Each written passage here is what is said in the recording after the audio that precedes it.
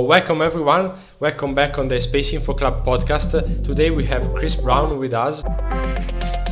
Welcome back on the SpaceInfo podcast. Here we talk about space and everything related to it. If you're passionate about space, astronomy, technology and everything about it, you can join all our social platforms at the SpaceInfo Club or our website at www.spaceinfo.club, where tons of content and a community of experts are there waiting for you. This is the SpaceInfo Club.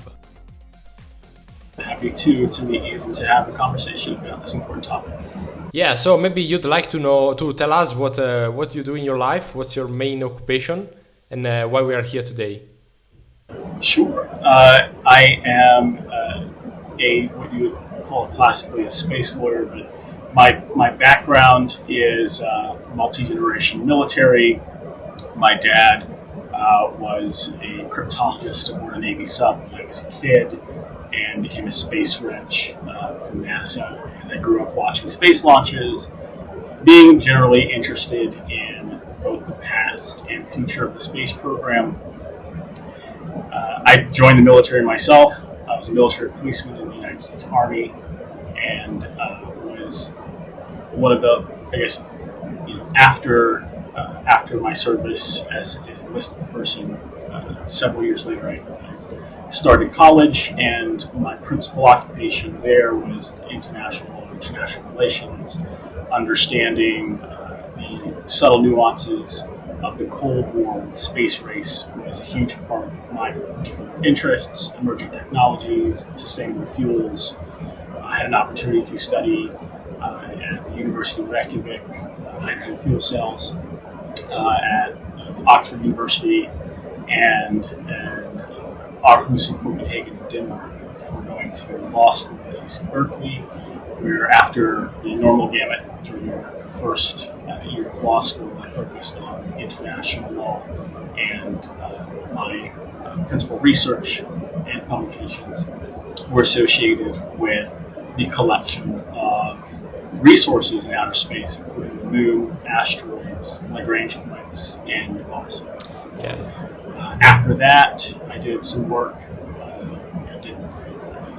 as many law students do, worked in a law firm for a little while, and then it was brought in as the inaugural general counsel for an engineering firm that worked with the Department of Defense, primarily high altitude missions under a MATOC, the Army Corps of Engineers. A lot of our work was on Air Force bases and then eventually Space Force.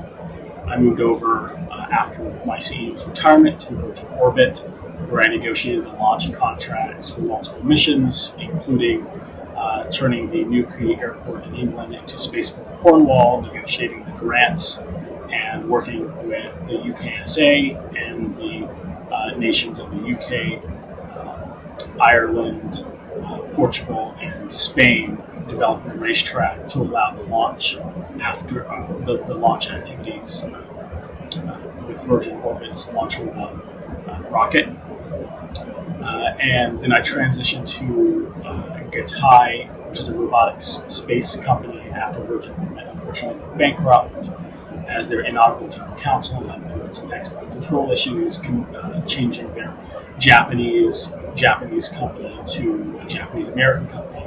We inverted the ownership from Japan to the United States, and then worked with Virgin Galactic on its human space flight, principally working on the development of the regulatory regime inside of the business to abide by the Department of Justice compliance guidelines, worked on the Mothership 3 project, and with the human space flight component of my work regarding research missions, principally NASA and universities who had small payloads that would be tested in zero gravity.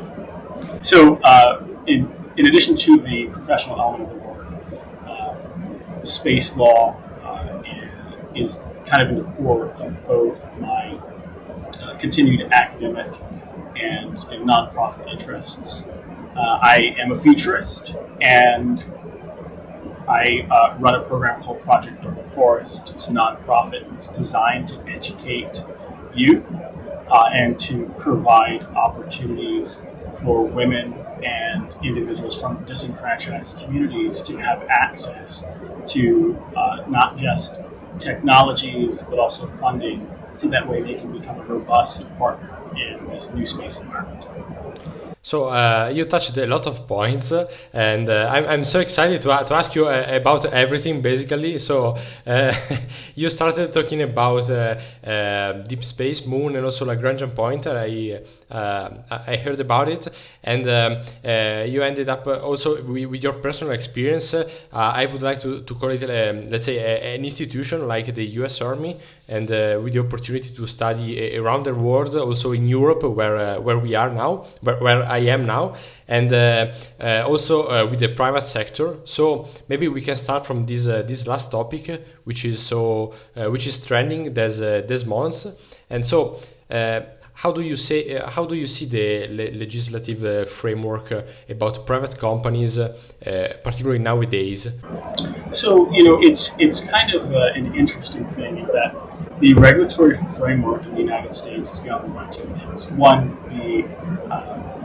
the connection between how our regulatory bodies implement the Outer Space Treaty, the Liability Convention, and the other treaties that are essentially an outgrowth of the original Outer Space Treaty. And not a significant amount has changed in the decades. What I would say is that there is a greater understanding with the commercial launch providers on how to abide by the actual requirements under the various regulations, which essentially are just mirroring what it is that the United States would have to do in order to be a responsible state as a signatory to the Outer Space Treaty. And one of the interesting things that a lot of folks don't necessarily understand is that when it comes to liability issues, so if there's a mishap that causes damage to persons or property outside of the United States, that the state itself, the United States, is actually who is liable for that damage, not the individual company that is a part of those licensed launch activities. And so part of the framework, it's Part 440 under the regulations. There's a specific regime to ensure that individual launch providers are giving protections to the government, and that requires a demonstration of financial responsibility. Essentially, the FAA grants a launch license and says that you have to demonstrate that you have the finances in the event that there is damage or another incident under the terms of this particular licensed launch activity. And for each licensed launch activity, it depends on the nature of that type of launch, the location of that launch, the size of the launch vehicle, the payloads, the racetrack, the space. And so what the FAA comes up with is called a maximum probability of loss. That APL is a number that the company has to demonstrate they can financially be responsible for in the event of an incident. And the easiest way to demonstrate that your company has that APL is to get insurance to the amount that the FAA requires in order to permit a licensed launch activity. Another way would be to demonstrate that you've set aside a particular number. You set aside that amount of funds in a separate account that can be accessed in the event that there is a liability incident. I believe SpaceX currently uses that route. Companies like Virgin Galactic currently go into the insurance market and get enough coverage to cover those licensed launch activities. Virgin Orbit did the same thing before it went bankrupt. Now, beyond liability, there are always the concerns about human spaceflight. So when the big three who are currently doing commercial human spaceflight, which would be Virgin Galactic, SpaceX, and Origin, there's also some protections related to the actual technology that sends folks to space. However, when it comes to actual space tourism, the FAA does not currently have the ability to regulate commercial human spaceflight because it is still so new that there's not enough data for the agencies to be able to say how and in what ways these commercial spaceflight operators would actually protect the human spaceflight participants. And that has been since 2004. And every 5 years, the FAA reauthorizes that bill that which is a learning period. The learning period is where the FAA and spaceflight operators are actually doing work. The latest, I do not believe it's yet signed. I believe the learning period has been extended to January 1st of 2025. And the spaceflight operators are actually asking for an extension beyond that.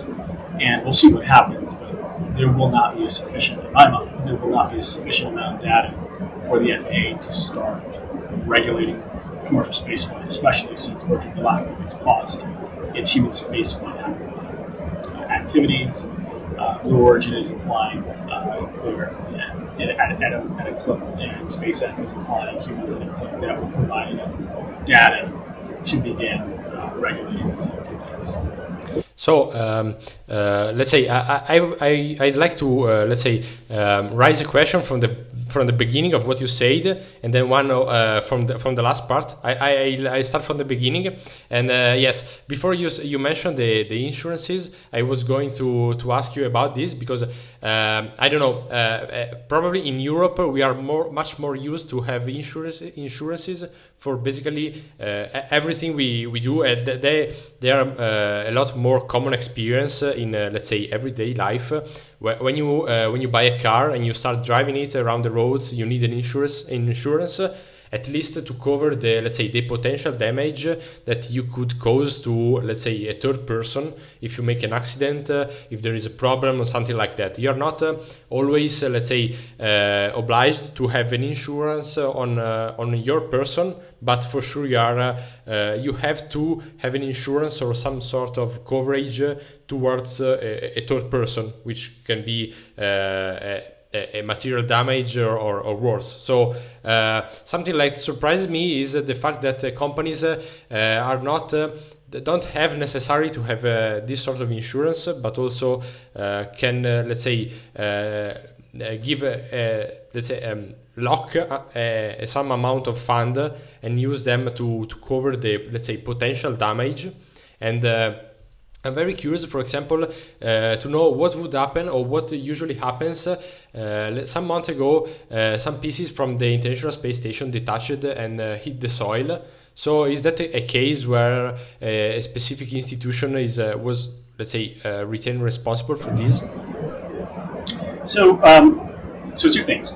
First, one of the interesting things in the States is being that we're a republic comprising of 50 states, each of the states does have its own regulatory regime associated with limits of coverage for certain activities. In the United States, you must, of course, have insurance to drive a car. Some people may skirt that legally, but there are minimums that are required for individuals to drive vehicles in the United States. And that's because also there are subsidies from the federal government that in order for states to receive funding, they have to have a minimum amount of rules in order to ensure, in order for individuals to be insured for third-party liability or for direct liability to third parties.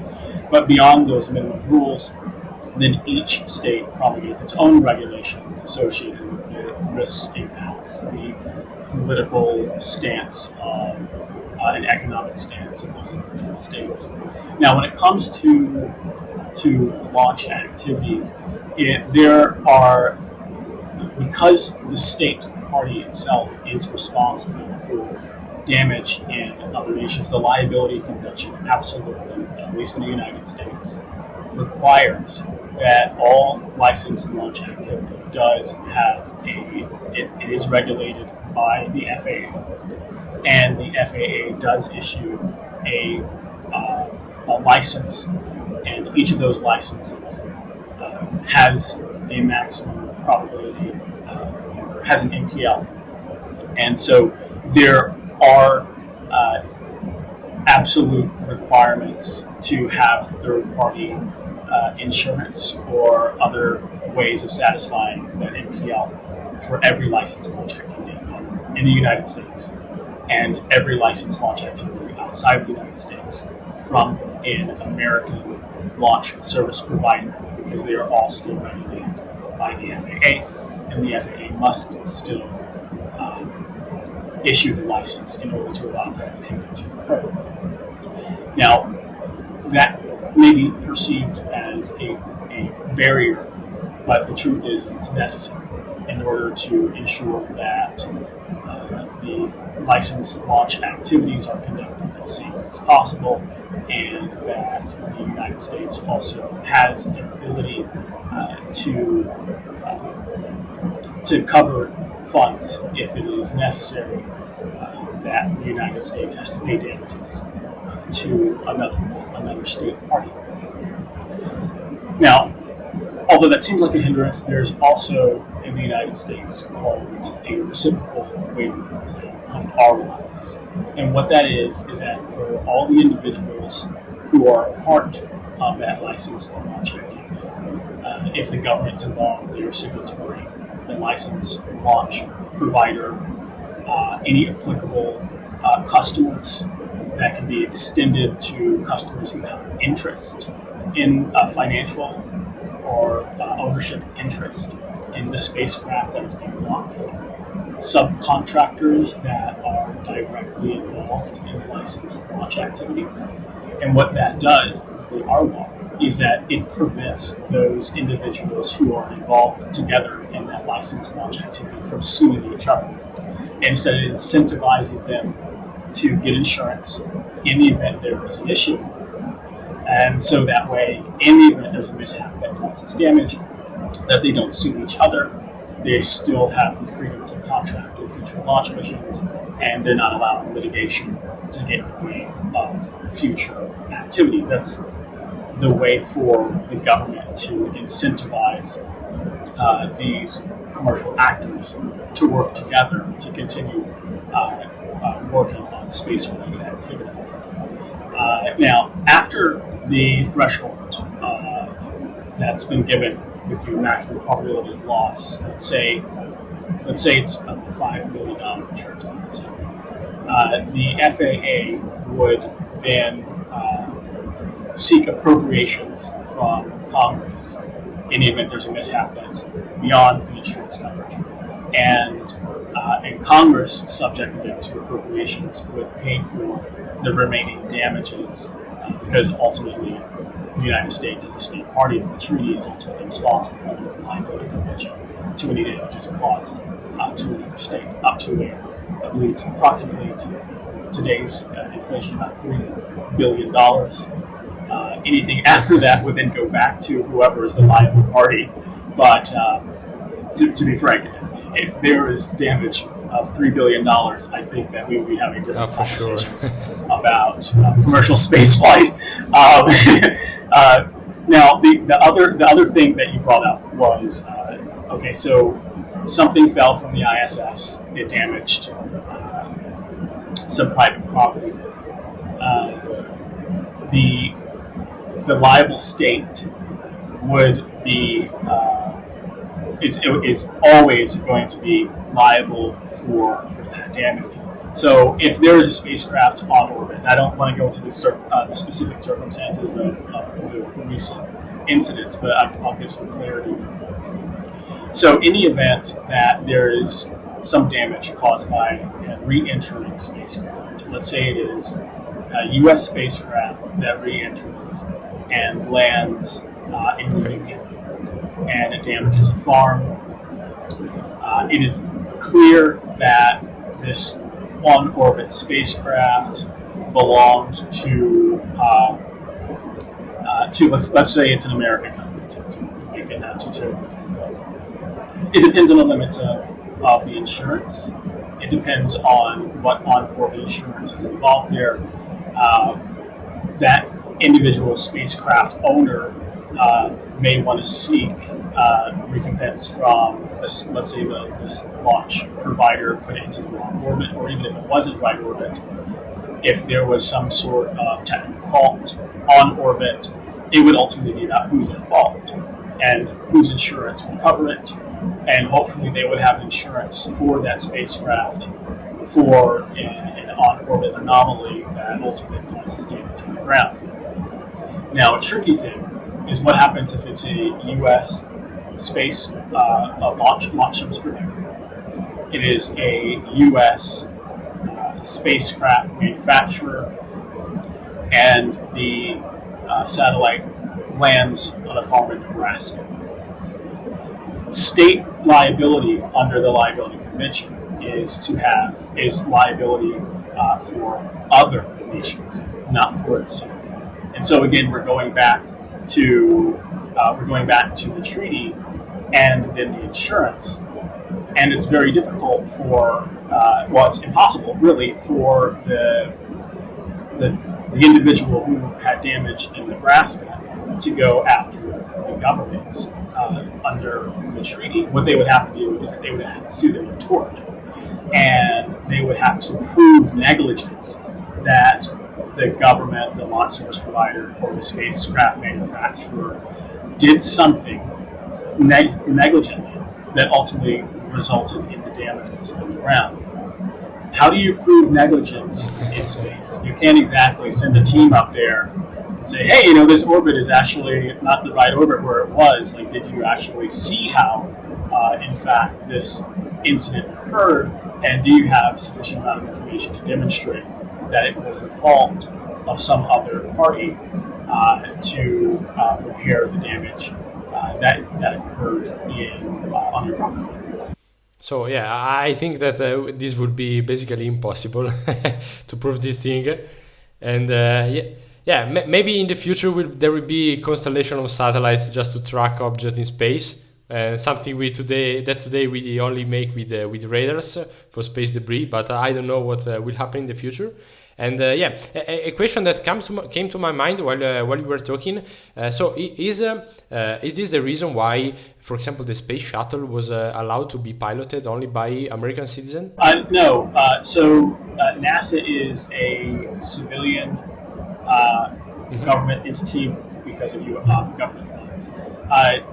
There are a host of reasons why the space shuttle would never be piloted by a foreign entity, not the least of which is called export control rules. The technology that is developed in the United States is designed to be maintained and protected by the United States government and its authorized contractors and civilian entities.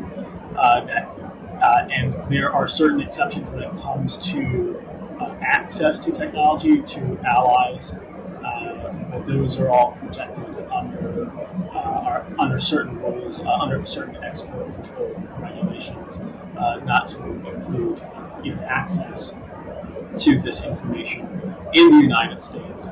For friendly nations requires an STA exemption, which would allow certain technologies to be what's called exported and re-exported for non-U.S. citizens. They would all have to have individual license. They have individual exceptions that are recorded by their employer and are maintained by that employer and audited by the DDTC, and ultimately ensuring that certain technologies are not acquired by other nations. So you may or may not know, and folks may not have a definitive answer, but the then Soviet Union most likely had an opportunity to assess our space shuttle technology created with Iran spacecraft, which looks very, very similar to our space shuttles, although they did not have the amount of success that our own launch fleet had. But ultimately, flying space shuttle enterprise is not something that the United States would entertain another a non-citizen pilot to actually take the reins of. And of course, throughout the majority of the time that we've maintained a fleet, a lot of our astronauts come from the military. A lot of them were test pilots or other individuals who had special access to technologies and understand precisely how and in what ways to utilize these technologies, and were, of course, astronauts in the proper sense of the word, and that they were trained and maintained by the United States government as a progressive actor. So I think that that seems reasonable, the whole answer. At the beginning, you mentioned the Outer Space Treaty, and let's say this legal framework, which is very similar, if not the same, of the beginning of when it was made and written. So how are private space company, the whole private sector, influencing this legal framework nowadays? So the regulatory framework is something that's in flux, but not. There are no, I would say, disparate changes that wholly transform how the commercial space launch providers are changing their engineering methods or their mission management, the way they interact with customers, with the FAA. However, a number of the former regulations are being consolidated due to things that are duplicate, less understood because of potential conflict, into what's called Part 450. Part 450 is a new regulatory regime designed principally for commercial space launch providers in the United States. And one thing that it does a number of things, we don't have enough time to get into, but one of the most interesting things that it does is that it provides an opportunity for the commercial space launch providers to demonstrate their ability to carry out a mission from what's called from prescriptive methods to performance-based methods. Prescriptive methods are essentially the methods that the FAA and other agencies put into place that the commercial space launch provider must demonstrate on paper. They must check 100 boxes stating that they can do this, and then demonstrate in paper and in other ways that they meet the exact parameters that the FAA has put into place in order for them to be granted a launch license. What 450 does then is it takes those prescriptive methods, and for many of them they become performance-based. So if the FAA had, let's say, a particular way that a company is supposed to situate hazardous materials prior to a space launch. It says, okay, it must be conducted this amount of feet away from civilians for this amount of time. It has to have this amount of protective measures, including this amount of personnel. That would be a prescriptive method. A performance-based method looks at it from the opposite. It states, okay, these hazardous materials must be protected. That's the end goal. And then the commercial space launch provider can demonstrate the ways that it is doing in order to achieve that end goal. That may be in a way that is different than what the prescriptive methods had before. Meets the same objective, may even exceeds those same objectives.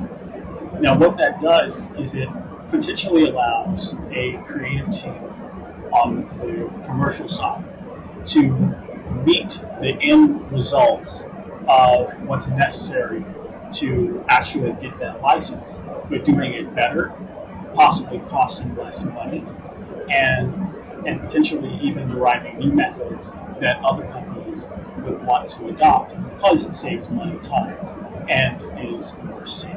And that's across a host of different launch activities. There are subtle nuances that may make it more difficult for the FAA to grant these licenses.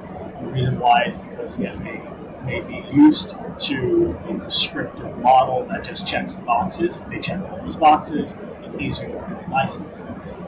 The performance base does make it slightly more complicated, and that the FAA also has to use its creative juices to understand that the licensed launch activities are meeting the goals of safety, even though it's not necessarily within the wheelhouse that they're accustomed to. But it does involve our ability on the commercial side to create new methods of achieving the necessary safety and cost elements of a particular launch mission, and that could save money. It could actually save lives, and ultimately could lead to more ways to protect humans when and if the learning period comes to an end. There may be data on the performance side of being more nuanced in how we approach the licensed activities than just checking a box that's been checked over and over again without any creativity. So, for example, for me that I come from the aviation world, this seems a sort of transition. I've already looked at the space as a sort of, let's say, extension of this world. And what you're saying now is something that I've encountered in my professional field, having what you call a prescriptive method, but for example, some other call a prescriptive requirement. But I think that they're very same if they're not the same thing. So probably, as you mentioned, a creative way to, let's say, to demonstrate that you're capable of doing something is probably the future in this field, and will allow a lot of what we have now are private companies. Maybe in the future we have different teams working in institution, but I think that the essence is the same. So probably we are no more interested in checking boxing, staying inside a very fixed structure, in very fixed framework. We are interested in for example, in the same final goal, but not in the how we could reach it. But as long as we grant some minimal safety measures, performance parameters, for example. So probably this is the future, and I hope that we are going to into this direction, and maybe also the field of private property will evolve into this, and also companies will have to adapt to this thing. So I don't know how you see the future of space legislation in this side. I really don't know. And I think that as it regards space legislation on the launch activities, we are going to see a little bit of the same in the next couple of years. Part 450, right now the FAA kind of hastily put 450 together, and will be seeking comments from industry to have a better understanding of how each of these companies are going to abide by the enforcement, which is not until March of 2026. However, almost all of the commercial space launch providers are working on that transition to Part 450. I think a lot of them are still fairly in the early stages of understanding what changes there will be, or rather how those changes will have an impact on their business, what it is exactly that they can do when it comes to performance-based meeting of these license requirements, and really having conversations internally about how to best utilize this as an opportunity.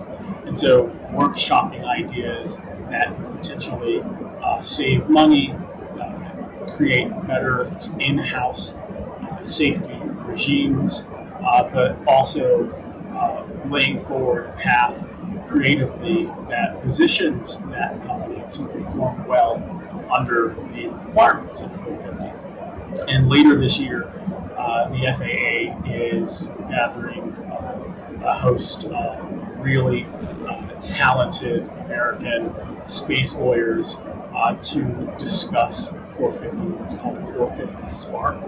And so those conversations will.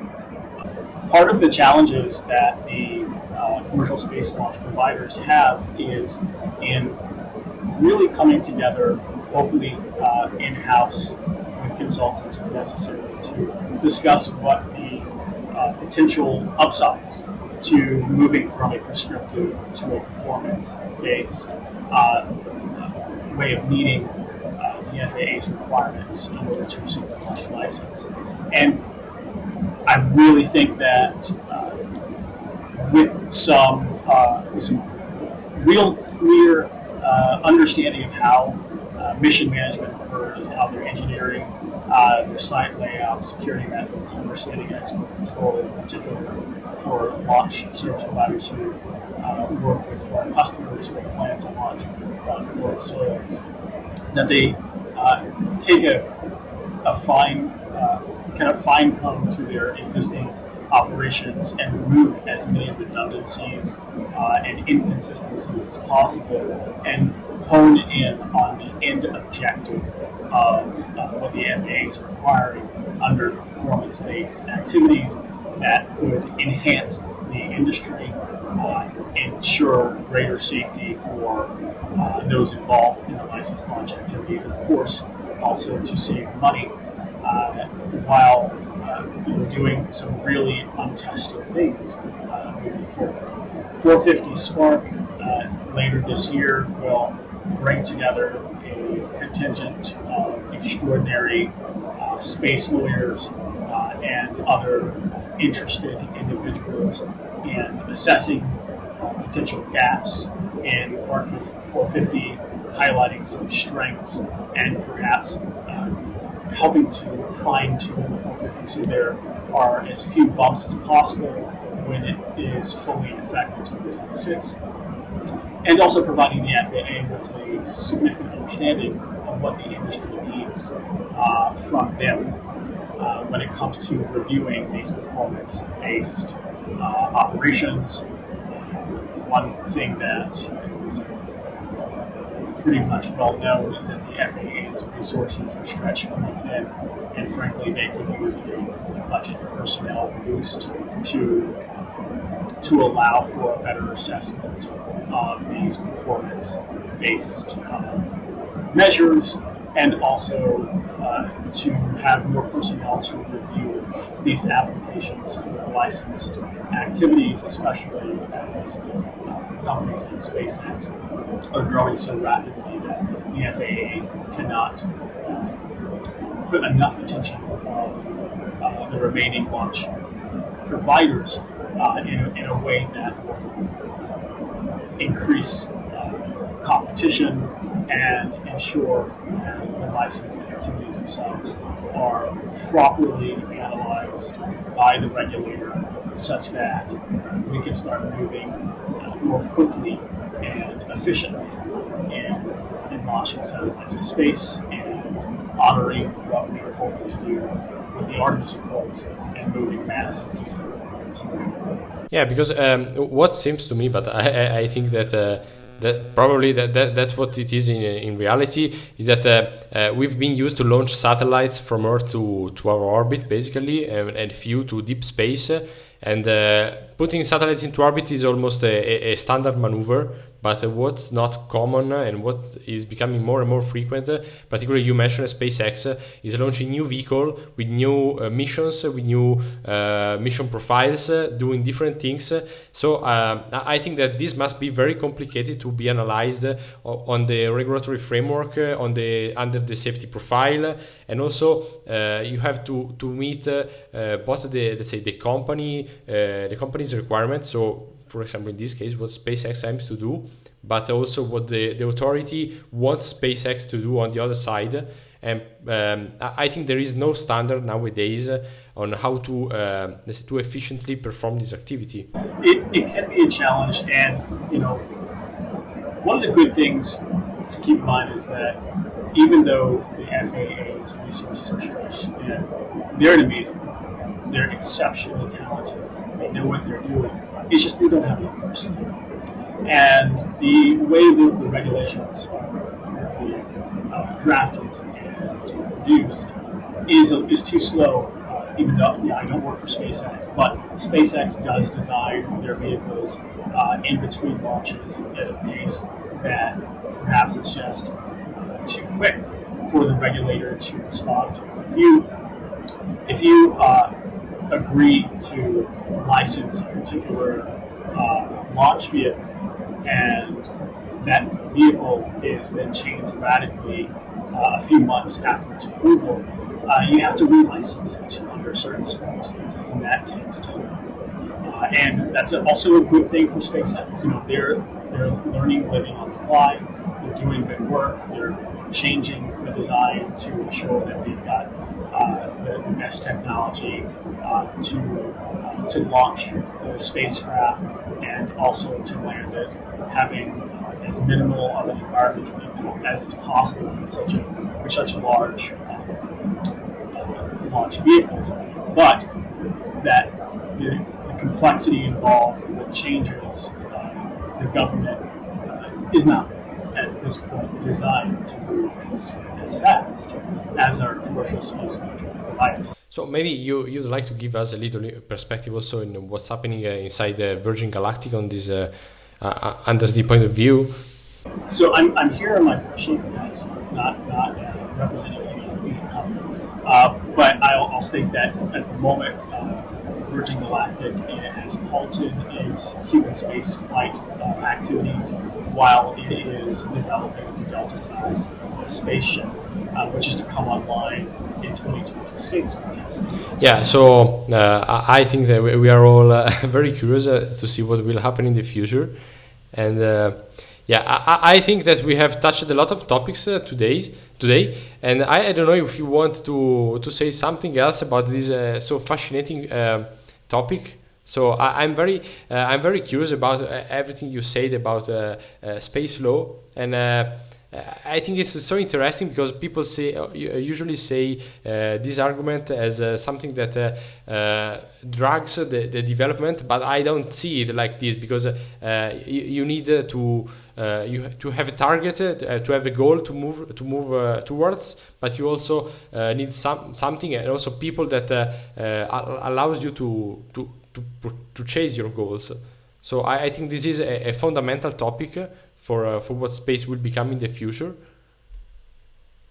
And so I'd like to thank you so much for being here today and letting us know all these things. I hope to have you back in the future soon.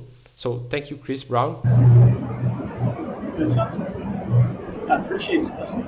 I think the next topic we should discuss would be about the Artemis Accords. For sure. Space. So let our public with this topic for the future. I will be very happy to talk with you again. So thank you so much.